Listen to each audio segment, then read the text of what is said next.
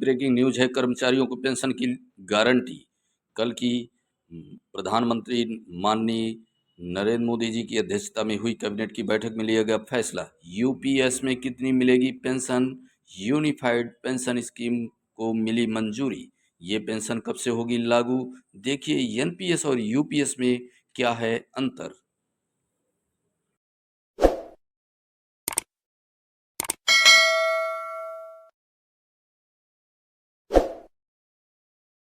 साथियों, कर्मचारियों को पेंशन की गारंटी। प्रधानमंत्री नरेंद्र मोदी जी की अध्यक्षता में हुई कैबिनेट की बैठक में लिया गया फैसला। केंद्र सरकार ने शनिवार को सेवानिवृत्त केंद्रीय कर्मचारियों के लिए एकीकृत पेंशन योजना यूपीएस लागू करने की घोषणा कर दी। सरकार 1 अप्रैल 2025 से यूपीएस लागू कर देगी। माननीय प्रधानमंत्री श्री नरेंद्र मोदी जी की अध्यक्षता में हुई कैबिनेट बैठक में केंद्रीय कर्मचारियों को पेंशन की गारंटी देने वाली नई योजना का निर्णय लिया गया है। केंद्रीय सूचना एवं प्रसारण मंत्री श्री अश्विनी वैष्णव ने बैठक की जानकारी देते हुए बताया कि यूपीएस से 23 लाख केंद्रीय कर्मियों को लाभ मिलेगा। यदि राज्य सरकारें इस पर अमल करती हैं तो लाभार्थियों की संख्या 90 लाख हो जाएंगी। यूपीएस में खास बात यह है कि वर्ष 2004 से सेवानिवृत्त हुए कर्मियों को एरियर दिया जाएगा। विदित हो कि वर्ष 2004 में पुरानी पेंशन योजना के स्थान पर नई पेंशन योजना लागू कर दी गई थी।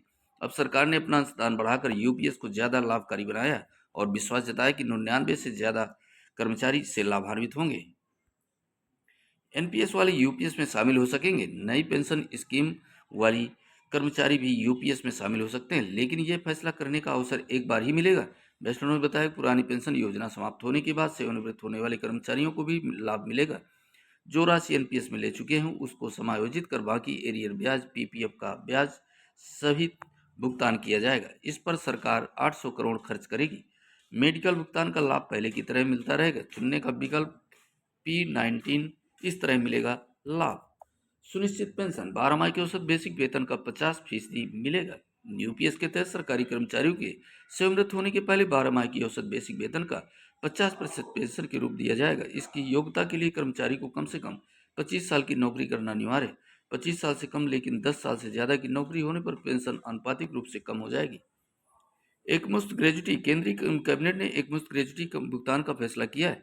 यह हर 6 माह में सेवा पर मासिक वेतन के डीए का 10% होगा, यानी 30 साल की नौकरी पर 6 माह का वेतन और डीए मिलेगा। कर्मचारियों पर पेंशन योजना का कोई भार नहीं बढ़ेगा।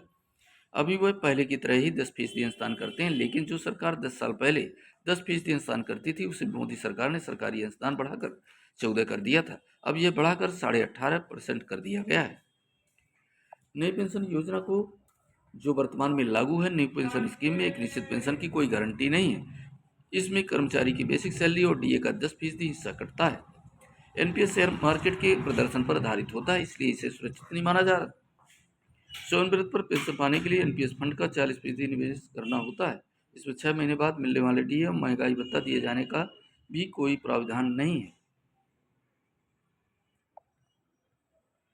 सरकार मूल वेतन का अपनी तरफ से 10% योगदान करती है। कई कर्मचारी संगठन इसे लेकर असंतुष्ट हैं। पुरानी पेंशन योजना यानी ओपीएस जो खत्म कर दी थी, सेवानिवृत्ति के समय कर्मचारी के वेतन की आधी राशि पेंशन के रूप में दी जाती है।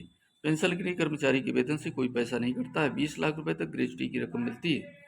सेवानिवृत्त कर्मचारी की मृत्यु होने पर उसके परिजनों को पेंशन की राशि मिलती है। जनरल प्रोविडेंट फंड जीपीएफ का प्रावधान है। इसमें 6 महीने बाद मिलने वाली महंगाई भत्ते यानी डीए का प्रावधान है। देश की प्रगति के लिए कठिन परिश्रम करने वाले सभी सरकारी कर्मचारियों पर हमें गर्व है। यूपीएस इन कर्मचारियों की गरिमा और आर्थिक सुरक्षा को सुनिश्चित करने वाली है। यह कदम उनके कल्याण और सुरक्षित भविष्य के लिए हमारी सरकार की प्रतिबद्धता को दर्शाता है। श्री नरेंद्र मोदी प्रधानमंत्री। देशवासियों के जीवन को सुगम बनाने के लिए प्रधानमंत्री के यशस्वी नेतृत्व में केंद्रीय मंत्रिमंडल द्वारा यूनिफाइड पेंशन स्कीम को दी गई मंजूरी अभिनंदनीय है। श्री योगी आदित्यनाथ माननीय मुख्यमंत्री। माननीय प्रधानमंत्री नरेंद्र मोदी जी की अध्यक्षता में हुई कैबिनेट की बैठक में लिया गया फैसला। कर्मचारियों को पेंशन की गारंटी। यूपीएस का 23 लाख कर्मचारियों को मिलेगा लाभ। इस तरह मिलेगा लाभ। सुनिश्चित पेंशन 12 माह के औसत बेसिक वेतन का 50% मिलेगा। सुनिश्चित पारिवारिक पेंशन मृत्यु पर पत्नी या पति को 60% भुगतान। सुनिश्चित न्यूनतम पेंशन 10% की नौकरी होने पर 10,000 प्रति माह। नई पेंशन योजना जो वर्तमान में लागू है। नई पेंशन स्कीम में एक निश्चित पेंशन की कोई गारंटी नहीं। इसमें कर्मचारियों की बेसिक सैलरी और डीए का 10% हिस्सा कटता है।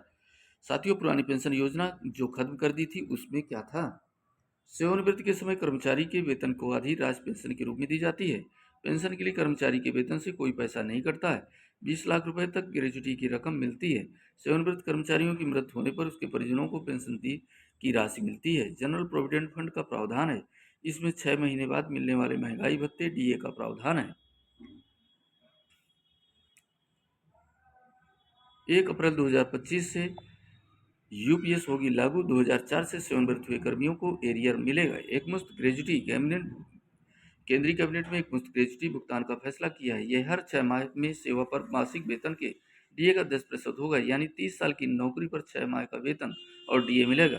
कर्मचारियों पर बेसिक पेंशन योजना का कोई भार नहीं पड़ेगा। अभी वह पहले की तरह ही 10% अंशदान करते हैं, लेकिन जो सरकार 10 साल पहले 10% अंशदान करती थी, उसे मोदी सरकार ने सरकारी अंशदान बढ़ाकर 14% कर दिया था। अब यह बढ़ाकर 18.5% कर दिया गया है। देशवासियों को जीवन को सुखमय बनाने के लिए प्रधानमंत्री के यशस्वी केंद्रीय मंत्रियों द्वारा यूनिफाइड पेंशन स्कीम को दी गई मंजूरी अभिनंदनीय है। श्री योगी आदित्यनाथ माननीय मुख्यमंत्री। साथियों, यदि आप इस यूपीएस के पक्ष में हैं तो यस लिखें, अदरवाइज नो लिखें। ये कमेंट बॉक्स में अपना सुझाव जरूर दें कि ओपीएस एनपीएस से अच्छा है और यूपीएस क्या उससे भी अच्छा है।